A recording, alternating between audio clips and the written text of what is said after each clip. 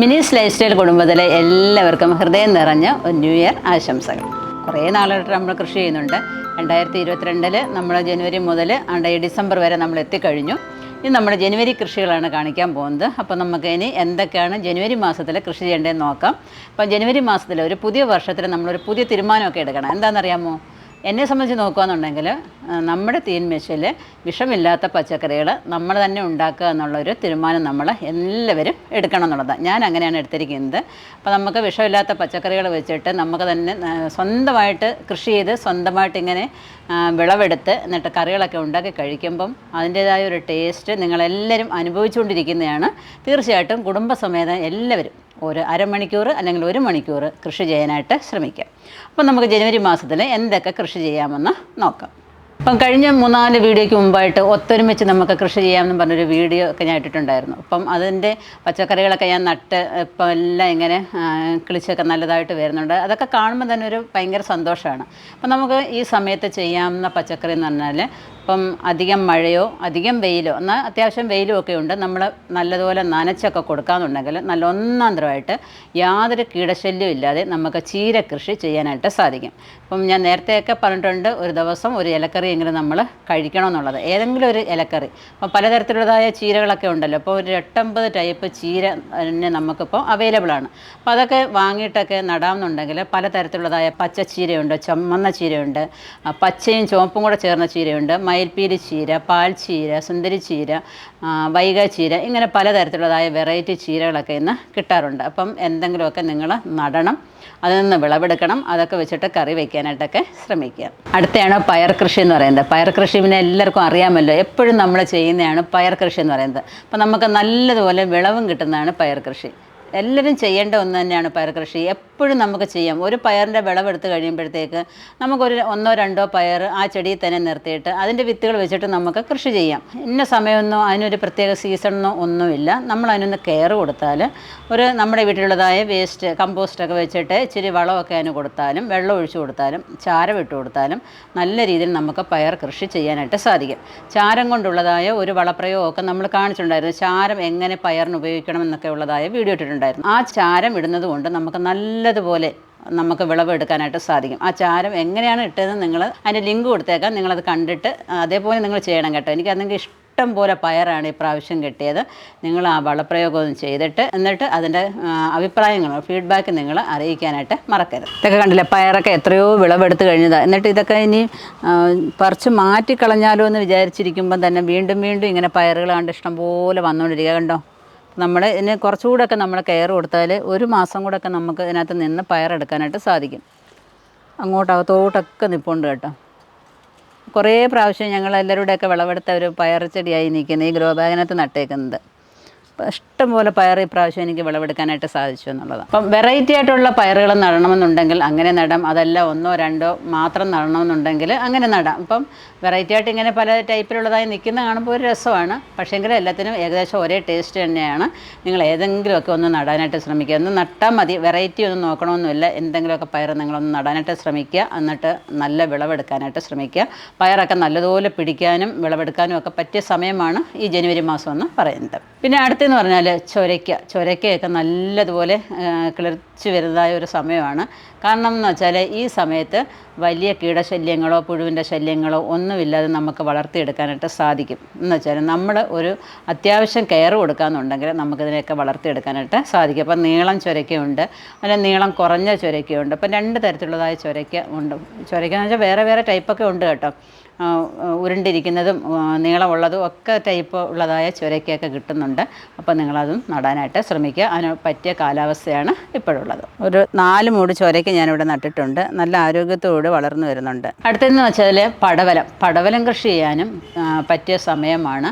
നല്ല രീതിയിൽ നമുക്ക് വളർത്തിയെടുക്കാനായിട്ട് സാധിക്കും. നല്ല വളർന്നു വരുന്നതായ സമയത്ത് നമ്മൾ ചാണകമൊക്കെ കലക്കി അതിൻ്റെ ചുവട്ടിൽ ഒഴിച്ചു കൊടുക്കുക. എന്നിട്ട് മണ്ണൊക്കെ നല്ലതുപോലെ അടുപ്പിച്ച് കൊടുക്കുക. ഈ അതിൻ്റെ ചുവട് തറഞ്ഞു പോകാത്ത രീതിയിൽ വേണം നമ്മൾ എന്താണെന്നെങ്കിലും നമ്മൾ വളർത്താനായിട്ട്. അപ്പോൾ അതിൻ്റെ മൂടൊക്കെ തറഞ്ഞു പോയാൽ അതിന് വേരോട്ടം ഇല്ലാതെ അതിങ്ങനെ മുരടിച്ചൊക്കെ നിൽക്കും. അപ്പോൾ ഇടയ്ക്കിടയ്ക്ക് നമ്മൾ വളം കൊടുക്കുക. എന്തെങ്കിലും വളം കൊടുത്താൽ മതി. എന്നിട്ട് വളം കൊടുത്തില്ലെങ്കിൽ നിങ്ങൾ വെള്ളം നനയ്ക്കണം. വെള്ളം നനച്ചിട്ട് അതിൻ്റെ ചുവടൊക്കെ ഒന്ന് മണ്ണിളക്കി കൊടുക്കണം. എങ്കിൽ മാത്രമേ വായുസഞ്ചാരമൊക്കെ ഉണ്ടായിട്ട് അതിൻ്റെ വേരുകളൊക്കെ നല്ലോണം ഓടി നല്ല ആരോഗ്യത്തോടി നല്ല പച്ചപ്പോടി വളർന്നു വരികയുള്ളൂ. ഇപ്പം ഇവിടെ എല്ലാം നമ്മൾ കുറച്ച് പടവലമാണ് നട്ടിരിക്കുന്നത്. പടവലം താണ്ട് എല്ലാം ഇങ്ങനെ പടർന്ന് മുകളിലോട്ട് കയറി ഇങ്ങനെ പന്തലിലോട്ട് പോകുന്നുണ്ട്. പന്തലെന്ന് പറയാൻ വേണ്ടിയിട്ടൊന്നുമില്ല. ഇവിടെ കിടന്ന കുറച്ച് കമ്പുകളും മരക്കമ്പുകളും ഒക്കെ എടുത്തിട്ട് ഇങ്ങനെ പന്തലെന്നുള്ളൊരു രൂപത്തിലൊക്കെ ആക്കി വെച്ചിരിക്കുകയാണ്. അപ്പോൾ അവരെല്ലാം കണ്ട് മേളി വരെ എത്തിക്കഴിഞ്ഞു. കണ്ടോ, നല്ലതുപോലെ പടർന്ന് കയറി വരുന്നുണ്ട്. നോക്കിക്കേ, ഇവരങ്ങ് മേലോട്ടങ്ങ് പടർന്നങ്ങ് പെട്ടെന്ന് അതിൻ്റെ വള്ളി പെട്ടെന്ന് അങ്ങ് വളർന്ന് പൊക്കോളും. അപ്പോൾ നമ്മൾ ഡെയിലി വന്ന് നോക്കണം. ഇങ്ങനെ വള്ളികൾ താഴോട്ടൊക്കെ കിടക്കുകയെന്നുണ്ടെങ്കിൽ അതിന് നമ്മൾ മേളിലോട്ട് കെട്ടി കൊടുക്കുകയെന്നുണ്ടെങ്കിൽ പെട്ടെന്ന് അങ്ങ് പന്തലിനകത്തോട്ടങ്ങ് കയറിക്കോളും. പിന്നെ പുഴുക്കളുണ്ടോയെന്ന് നമ്മൾ ഇടയ്ക്കിടയ്ക്ക് ശ്രദ്ധിക്കണം. ഇതിനകത്ത് പെട്ടെന്ന് ഈ പടവലത്തിനകത്ത് പുഴു പിടിക്കും. പുഴു പിടിച്ചു കഴിഞ്ഞാൽ പിന്നെ ഒരു രക്ഷയില്ല. പെട്ടെന്നായിരിക്കും അവരുടെ ആക്രമണം എന്ന് പറയുന്നത്. ഇല മൊത്തം കഴിച്ചു തീർക്കും. അതുകൊണ്ട് ഡെയിലി നമ്മൾ വന്ന് ശ്രദ്ധിക്കണം. ഇതിനെല്ലാം നമ്മൾ ചാണകമൊക്കെ കലക്കി ഒഴിച്ചിട്ട് പിന്നെ കരിയിലയൊക്കെ ഇട്ട് മൂടി അതിൻ്റെ മുകളിൽ കുറച്ച് മണ്ണുമൊക്കെ ഇട്ട് കൊടുത്ത് ഇങ്ങനെ നിർത്തിയിരിക്കുക. അപ്പോൾ അധികം ചൂടടിക്കാതെ അവരങ്ങ് വളർന്നു വരും. വലിയ ആർഭാടമായ രീതിയിൽ നമ്മൾ പന്തൽ കെട്ടണമെന്നൊന്നുമില്ല. നമ്മുടെ പറമ്പിലൊക്കെ കിടക്കുന്നതായ കമ്പുകളൊക്കെ വെച്ചിട്ട് നമുക്കിങ്ങനെ അങ്ങോട്ടും ഇങ്ങോട്ടുമൊക്കെ വെച്ച് കൊടുക്കാമെന്നുണ്ടെങ്കിൽ അവർ പടർന്ന് കയറി അങ്ങ് പൊയ്ക്കോളും. അഥവാ നമുക്ക് നല്ല രീതിയിൽ കെട്ടണമെന്നുണ്ടെങ്കിൽ ഇപ്പം പ്ലാസ്റ്റിക് പന്തൽ വാങ്ങിക്കാൻ കിട്ടും. അതങ്ങോട്ട് വലിച്ചു പിടിച്ച് കെട്ടിക്കൊടുത്താൽ നല്ല രീതിയിൽ ഉഷാറായിട്ട് അവർ എല്ലാം അങ്ങ് പടർന്ന് കയറി പൊക്കോളും. അടുത്തതെന്ന് വെച്ചാൽ പീച്ചിലും നമുക്ക് നല്ല രീതിയിൽ ഗ്രോ ബാഗിനകത്താണെന്നുണ്ടെങ്കിലും തറയിലാണെന്നുണ്ടെങ്കിലും നമുക്ക് നല്ല രീതിയിൽ വളർത്തിയെടുക്കാനായിട്ട് സാധിക്കും. അതും നിങ്ങൾ ഈ പ്രാവശ്യം എല്ലാവരും നടാത്തവരൊക്കെ ഉണ്ടെങ്കിൽ ഒന്ന് നട്ടു നോക്കുക. നല്ല നീളം പീച്ചിലുണ്ട്, അതുപോലെ തന്നെ നീളം കുറഞ്ഞ പീച്ചിലും ഉണ്ട്. അതൊക്കെ മുറ്റുന്നതിന് മുമ്പായിട്ട് നമ്മൾ പറിച്ച് കറി വയ്ക്കാനായിട്ട് ശ്രമിക്കണം. മുറ്റിപ്പോയാൽ പിന്നെ അതിന് ഒരുപാട് നാരൊക്കെ ആയിട്ട് നമുക്ക് കറി വയ്ക്കാനായിട്ട് സാധിക്കത്തില്ല. അപ്പം പീച്ചിലിനെ കുറിച്ചൊക്കെ എല്ലാവർക്കും അറിയാമല്ലോ. അപ്പം പീച്ചിലൊക്കെ കൃഷിയൊക്കെ ചെയ്തിട്ട് കറിയൊക്കെ വെച്ച് അതിൻ്റെ ടേസ്റ്റൊക്കെ അറിഞ്ഞവർ കുറേ പേര് കാണുമായിരിക്കും. അപ്പം നല്ല ടേസ്റ്റുള്ളൊരു സംഭവം തന്നെയാണ്. അപ്പം അത് നിങ്ങൾ കൃഷി ചെയ്യാനായിട്ട് ശ്രമിക്കുക. നല്ല കാലാവസ്ഥയൊക്കെയാണ്. ഇപ്പം ഞാനും അതൊക്കെ നട്ടിട്ടുണ്ട്. ഗ്രോ ബാഗിനകത്ത് നട്ടിട്ടുണ്ട്, തറയിലും നട്ടിട്ടുണ്ട്. നല്ല രീതിയിൽ അതൊക്കെ വളർന്നു വരുന്നുണ്ട്. ഇതൊക്കെ പറമ്പിലോട്ട് കൊണ്ടുവന്നിട്ട് ഞാൻ ഗ്രോ ബാഗ് വെച്ച പീച്ചിലാണ്. ഇപ്പം അതിങ്ങനെ പിന്നെ കമ്പൊക്കെ കുത്തി കൊടുത്തിട്ട് മേലോട്ടൊരു വള്ളിയൊക്കെ കെട്ടിക്കൊടുത്ത് പന്തലിലോട്ടൊന്ന് കയറ്റി വിടാൻ വേണ്ടിയിട്ടാണ്. അതൊക്കെ ഇങ്ങനെ പടർന്ന് കയറി വരുന്നുണ്ട്. അപ്പോൾ നമ്മൾ അതിന് വേണ്ടിയിട്ട് പിന്നെ ഇതിൻ്റെ വളത്തിന് വേണ്ടിയിട്ട് 2 കൊച്ചു പെട്ടിയോട്ടോയ്ക്കകത്ത് നമ്മൾ ചാണകമൊക്കെ വാങ്ങിച്ചിട്ടുണ്ടായിരുന്നു. അപ്പോൾ അത് ഇടയ്ക്കൊക്കെ ഞാനിങ്ങനെ കലക്കി ഒഴിച്ച് കൊടുക്കാറുണ്ട്. അപ്പോൾ നല്ല ആരോഗ്യത്തോടെയൊക്കെ ഇങ്ങനെ വളർന്നു വരുന്നുണ്ട്. പിന്നെ അധികം ചൂട് തട്ടാതിരിക്കാനായിട്ട് കുറച്ച് കരിയിലയും കൂടെ ഞാൻ ആ ഗ്രോ ബാഗിനകത്ത് നിറച്ച് വെച്ചിട്ടുണ്ട്. ഇപ്പം ഞാൻ കുറച്ചൊരു 4 മൂട് പിന്നെ പീച്ചിൽ നിലത്ത് നട്ടിരിക്കുന്നതാണ്. അപ്പം നല്ലതുപോലെ വരുന്നുണ്ട്. പക്ഷേ ഇപ്പം നോക്കിയപ്പം കണ്ടോ, അതിനകത്ത് പുഴുവിൻ്റെ ശല്യം കണ്ടോ, കുഞ്ഞു പുഴു ഇരിക്കുന്നുണ്ടോ. അതിങ്ങനെ കുഞ്ഞു പുഴുവാണെന്നുണ്ടെങ്കിലും അതിൻ്റെ ഇലയൊക്കെ ഇങ്ങനെ വട്ടത്തിൽ കഴിക്കാനായിട്ട് തുടങ്ങിയിട്ടുണ്ട്. അതിനെ കയ്യോടെ നമ്മളങ്ങ് കൊന്നു കളയണം. അപ്പം കണ്ടോ, ഇങ്ങനെയുള്ള ഇലകൾ നമ്മൾ എന്താണെന്നറിയാമോ, അതിനെ അങ്ങ് നുള്ളിക്കളയുന്നേ നല്ലത്. അതിനെ നിർത്തണ്ട. കണ്ടോ, പുഴു ഇരിക്കുന്നുണ്ടോ, 1ഉം 2ഉം എന്നല്ല ഇഷ്ടം പോലെ ഇരിപ്പുണ്ട്. അപ്പോൾ അതിനെ നമ്മളങ്ങ് നശിപ്പിക്കുക. ഇലയും കൂടെ അങ്ങ് പിച്ച് കളഞ്ഞേക്കുക. ഇനി നമുക്ക് വിവേറിയൊക്കെ ഉണ്ടെന്നുണ്ടെങ്കിൽ കയ്യോടെ തളിച്ചു കൊടുക്കാമെന്നുണ്ടെങ്കിൽ ഇതിനെയൊക്കെ നമുക്ക് കയ്യോടെ നശിപ്പിക്കാനായിട്ട് സാധിക്കും. അപ്പോൾ അത്യാവശ്യം കുറച്ച് വെണ്ടയ്ക്ക നട്ടിട്ടുണ്ട്. അതൊക്കെ ഇങ്ങനെ കുറച്ച് ആയതേ ഉള്ളൂ കേട്ടോ, വളർന്നു വരുന്നതേ ഉള്ളൂ. ഇതിൻ്റെയൊക്കെ മണ്ണ് അടുപ്പിച്ച് കൊടുത്ത് വളമൊക്കെ കൊടുത്തതിന് ശേഷം കുറച്ച് കരിയിലൊക്കെ അതിൻ്റെ ചുവട്ടിലിട്ട് കൊടുക്കാമെന്നുണ്ടെങ്കിൽ അധികം ചൂട് തട്ടാതെ അവർ വളർന്നിങ്ങ് വന്നോളും. അവർക്കൊരു തണൽ കിട്ടും, ഒരു തണുപ്പ് കിട്ടും. അടുത്തത് പാവൽ കൃഷി ചെയ്യാൻ അനുയോജ്യമായ ഒരു സമയം തന്നെയാണിത്. ഞാൻ ഒരുപാട് പിന്നെ വ്യാവസായികമായ അടിസ്ഥാനത്തിൽ കൃഷി ചെയ്യുന്നവരോടല്ല ഈ കാര്യങ്ങളൊക്കെ പറയുന്നത്. നമ്മുടെ വീട്ടമ്മമാർ അതേപോലെ തന്നെ കൃഷിയിലോട്ട് വരുന്ന ബിഗിനേഴ്സിനൊക്കെ വേണ്ടിയിട്ടാണ് നമ്മൾ ഈ കൃഷിയുടെ കാര്യങ്ങൾ പറയുന്നത്. അപ്പം വ്യാവസായികമായിട്ടൊക്കെ കൃഷി ചെയ്യുന്നവരെക്കുറിച്ച് നമുക്ക് ഒരുപാട് വലിയ അറിവുകളൊന്നും നമുക്ക് പറഞ്ഞു കൊടുക്കാൻ പറ്റിയെന്ന് വരത്തില്ല. അപ്പം കൊച്ചു കൃഷികൾ ചെയ്യുന്നത്, അപ്പോൾ ഒരു 3-4 മൂട് കൃഷി ചെയ്യുന്നവർക്ക്, ഗ്രോ ബാഗിനകത്ത് ചെയ്യുന്നവർക്ക് വേണ്ടിയിട്ടാണ് നമ്മൾ എപ്പോഴും ഈ പറഞ്ഞുകൊണ്ടേ ഇരിക്കുന്നത്. അവർക്കിങ്ങനെ ഓർമ്മപ്പെടുത്തി കൊടുക്കുമ്പോൾ നമ്മുടെ കൊച്ചു കുട്ടികൾക്ക് ക്ലാസ്സിൽ ഇങ്ങനെ ഹോംവർക്കിനെ കുറിച്ചും അന്നന്ന് പഠിക്കുന്ന കാര്യങ്ങളെക്കുറിച്ചൊക്കെ പറഞ്ഞു കൊടുക്കുമ്പോൾ ചെയ്യാനൊരു ഉത്സാഹം കൂടും അല്ലേ. അപ്പം അങ്ങനെയുള്ളവർക്ക് വേണ്ടിയിട്ടാണ് ഞാൻ ഈ എപ്പോഴും എല്ലാ മാസവും ഇങ്ങനെ ഓരോ വീഡിയോയിൽ ഇങ്ങനെ പറഞ്ഞുകൊണ്ടിരിക്കുന്നത്. അത്യാവശ്യം നമ്മൾ കൃഷി ചെയ്യുകയെന്ന്. പാവൽ കൃഷി ചെയ്യാനായിട്ട് പറ്റിയ സമയമാണ്. ഒരു കീടശല്യവും കായീച്ചയുടെ ശല്യവും ഒന്നുമില്ലാതെ നമുക്ക് പാവലൊക്കെ കൃഷി ചെയ്യാനും അതേപോലെ വിളവെടുക്കാനായിട്ടൊക്കെ സാധിക്കും. അപ്പോൾ നമ്മൾ ഒത്തൊരുമിച്ച് ഉള്ള കൃഷിയെന്നും പറഞ്ഞുകൊണ്ട് നമ്മളൊരു വീഡിയോ ഇട്ടിട്ടുണ്ടായിരുന്നല്ലോ. അപ്പോൾ അതിനകത്ത് നമ്മൾ കൃഷി ചെയ്ത കാര്യമാണ് ഈ കാണിക്കുന്നതൊക്കെ. അപ്പോൾ അതിന് ബോർഡറായിട്ട് ഞാൻ ശീമക്കൊന്നയുടെ കമ്പൊക്കെ ഇവിടെ കുത്തി കൊടുത്തിട്ടുണ്ടായിരുന്നു. അപ്പോൾ അതിനകത്ത് ഒരു കയറൊക്കെ വലിച്ചു കെട്ടിയിട്ട് അതിൻ്റെ ഓരോ തൂണിലും പാവലൊക്കെ നട്ടിട്ടുണ്ടായിരുന്നു. ഉണ്ടായിരുന്നു. ആ പാവലൊക്കെ കണ്ടപ്പോൾ നല്ലതുപോലെ വളർന്നു വരുന്നുണ്ട്. ഒരു കുഞ്ഞ് കമ്പൊക്കെ കൊടുത്തിട്ട് ഇനി ഇങ്ങനെ മേലോട്ട് നമ്മൾ കമ്പൊക്കെ കെട്ടിക്കൊടുക്കാന്നുണ്ടെങ്കിൽ നമ്മുടെ ഈ വേലിയിൽ തന്നെ അതങ്ങ് പടർന്ന് ഇങ്ങനെ അങ്ങ് കിടന്നോളും. അപ്പം അത്യാവശ്യത്തിനുള്ള കായും പിടിച്ചോളും. അപ്പം പുറത്തുനിന്നുള്ള നായ്ക്കളൊന്നും ഇതിനകത്തോട്ട് അങ്ങനെ അതിക്രമിച്ച് കയറത്തുമില്ല. ഇപ്പോൾ ഒരു 7-8 മൂട് പാവൽ ഞാനിങ്ങനെ ഇങ്ങനെ നട്ട് വെച്ചിട്ടുണ്ട്. ആ കമ്പലോട്ടെല്ലാം ഇങ്ങനെ കയറി വരുന്നുണ്ട്. അതുപോലെ തന്നെ പച്ചമുളക് കൃഷി ചെയ്യാം. പച്ചമുളക് കൃഷി ചെയ്യാനായിട്ട് പ്രത്യേകിച്ച് കാലമോ സീസണോ ഒന്നും നോക്കേണ്ട കാര്യമൊന്നുമില്ല. എപ്പോഴും നമുക്ക് നമ്മുടെ വീട്ടിലേക്ക് ആവശ്യമായ ഒന്ന് തന്നെയാണ് പച്ചമുളക്. ഇപ്പം കടയിൽ നിന്ന് വാങ്ങിക്കുന്നതിനേക്കാൾ നമ്മൾ സ്വന്തമായിട്ട് ചെയ്യാനായിട്ട് ശ്രമിക്കുക. പലതരത്തിലുള്ളതായ പച്ചമുളക് ഉണ്ടെങ്കിലും നമ്മുടെ കറികൾക്ക് ഇടാനുള്ളതായ ഒരു കാന്താരി മുളക് ചെടിയെങ്കിലും അല്ലെങ്കിൽ ഒരു പച്ചക്കറി മുളകെങ്കിലും നടാനായിട്ട് ശ്രമിക്കുക. കടയിൽ നിന്ന് വാങ്ങിക്കുന്നതൊക്കെ നമുക്കറിയാമല്ലോ, അത്രമാത്രം കീടനാശിനികളൊക്കെ തളിച്ചിട്ടാണ് നമുക്ക് കിട്ടുന്നത്. നിങ്ങൾ വാങ്ങിക്കുന്ന ഒരു വറ്റൽമുളക് പൊട്ടിച്ചിട്ടാലും നമുക്ക് ഇഷ്ടം പോലെ തൈകൾ ഉണ്ടാക്കാനായിട്ട് സാധിക്കും. അതിൽ നിന്ന് നമുക്ക് 4 പരുവമൊക്കെ ആകുമ്പോൾ പറിച്ച് മാറ്റി നടുക. എന്നിട്ട് അതിന് നല്ലതുപോലെ കെയർ കൊടുക്കുക. ചാണകമൊക്കെ കൊടുക്കുക, അല്ലെങ്കിൽ ജൈവ സ്ലറി ഉണ്ടാക്കി കൊടുക്കുക. നമ്മുടെ വീട്ടിലെ വേസ്റ്റുകൾ കമ്പോസ്റ്റ് ആക്കുന്നത് അത് ഇട്ട് കൊടുക്കുക. ഇതൊക്കെ ഇട്ട് കൊടുത്താൽ നല്ല രീതിയിൽ നമുക്ക് മുളകൊക്കെ വിളവെടുക്കാനായിട്ട് സാധിക്കും. ഇപ്പം കണ്ടില്ലേ, നമ്മുടെ പച്ചമുളകാണ് കണ്ടോ, എത്ര കുരുടിയെന്ന് പറഞ്ഞ് പോയാൽ തന്നെയും നമുക്ക് കുരുടിപ്പൊക്കെ മാറാനുള്ള വീഡിയോ ഒക്കെ നമ്മൾ ഇട്ടിട്ടുണ്ട്.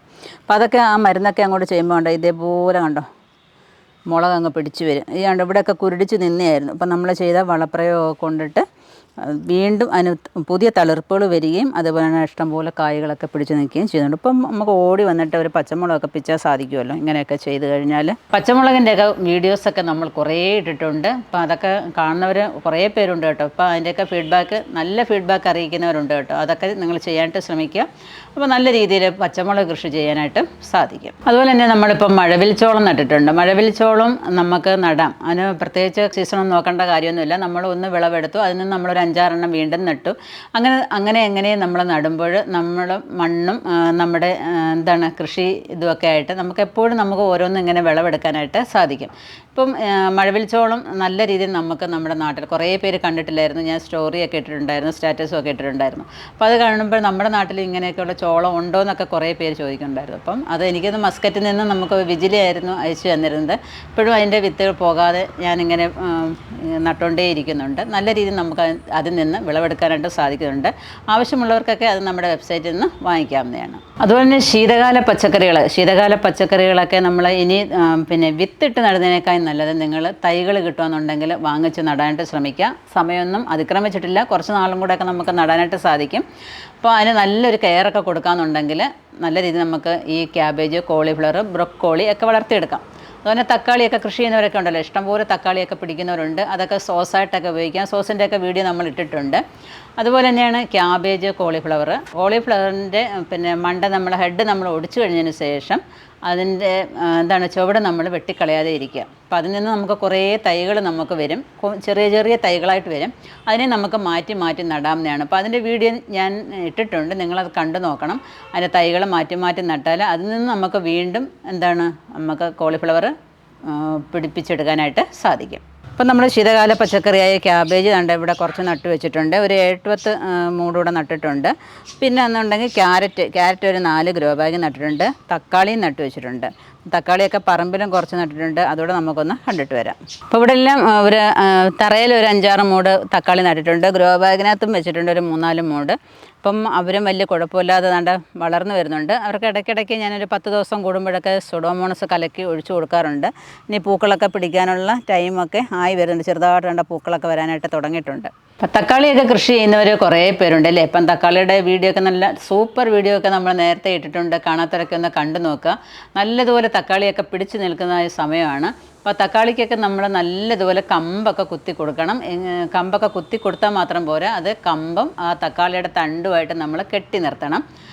കെട്ടി നിർത്തിയിട്ട് നമ്മൾ മുകളിലോട്ട് ഒരു പന്തലിലോട്ടോ എങ്ങാണോ ഒന്ന് കെട്ടി നിർത്തിയേക്കാമെന്നുണ്ടെങ്കിൽ നമ്മൾ ഏത് കാറ്റ് വന്നാലും വൃശ്ചികം ധനു മകരമാസമൊക്കെ ആണല്ലോ, അപ്പം കാറ്റുമൊക്കെ ഉണ്ട്. ആ സമയത്ത് കാറ്റ് വന്നടിക്കുമ്പോൾ നമ്മുടെ തക്കാളിയൊക്കെ വെയിറ്റ് കൊണ്ട് മറിഞ്ഞു പോകാനായിട്ട് സാധ്യതയുണ്ട്. അപ്പോൾ നല്ലതുപോലെ ബലപ്പെടുത്തിയൊക്കെ നിർത്താനായിട്ട് ശ്രമിക്കുക. പിന്നെ അതുപോലെ പൂക്കൾ കൊഴിഞ്ഞു പോകുന്നു, കായകൾ വട്ടത്തിൽ കറുത്ത് വരുന്നു എന്നൊക്കെ കമൻറ്റ് ബോക്സിൽ വന്ന് പറയാറുണ്ട്. അപ്പോൾ അത് കാൽസ്യത്തിൻ്റെ കുറവുകൊണ്ടാണ് അങ്ങനെ കായകൾക്ക് കറുത്ത പാടൊക്കെ ഉണ്ടാകുന്നത്. അപ്പോൾ ഒന്നുകിൽ നിങ്ങൾ മുട്ടത്തോട് പൊടിച്ചത് അതിൻ്റെ ചുവട്ടിലിട്ട് കൊടുത്തിട്ട് വെള്ളം ഒഴിച്ചു കൊടുക്കുക. അതെല്ലാം അത് കിട്ടുന്നില്ല എന്നുണ്ടെങ്കിൽ കുമ്മായം ഉണ്ടല്ലോ, കുമ്മായം അതിനകത്ത് ഇച്ചിരി ഇട്ട് കൊടുക്കാം. 1 സ്പൂണൊക്കെ ഇട്ട് കൊടുത്തിട്ട് വെള്ളം ഒഴിച്ച് കൊടുക്കാം. അല്ലെങ്കിൽ ഡോളോമൈറ്റ് കിട്ടുമെന്നുണ്ടെങ്കിൽ അതിട്ട് കൊടുത്താലും മതി. തക്കാളിയുടെ കറുത്ത പാട് വരുന്നതൊക്കെ മാറിക്കിട്ടുന്നതായിരിക്കും. പിന്നെ അതിൻ്റെ പൂക്കൾ വരുന്നു, കായ്കൾ ഉണ്ടാവുന്നില്ല എന്നുണ്ടെങ്കിൽ എപ്സം സാൾട്ട് സ്പ്രേ ചെയ്യാമെന്നുണ്ടെങ്കിൽ അതൊക്കെ നമുക്ക് നഴ്സറിയിൽ നിന്ന് വാങ്ങിക്കാൻ കിട്ടും.